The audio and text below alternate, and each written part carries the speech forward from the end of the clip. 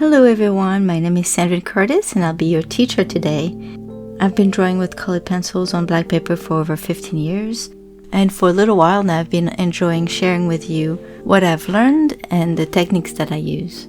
So in the previous lesson, I showed you how to draw a black panther in black and white, so using the black of the paper and a white pencil. The only colors we added was on the eye. It was a very simple way of drawing a black animal on black paper.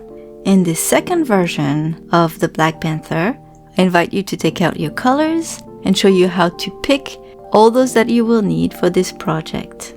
Instead of drawing a white reflection on the black fur, we will be observing and drawing all the colors that are reflected on it. This will add an extra challenge to the drawing, but it's a very good skill to learn. So this is an easy to follow step-by-step tutorial. Each lesson is in real time so that you can see how fast or actually how slow I'm applying the pencil on the paper. Drawing with colored pencils is a slow process, and to have the best result you need to be patient and apply very light layers. So I hope you'll join me in this class where you can follow the easy instructions at your own pace. You can either watch the full class once and then watch it again as you're drawing, or jump right in.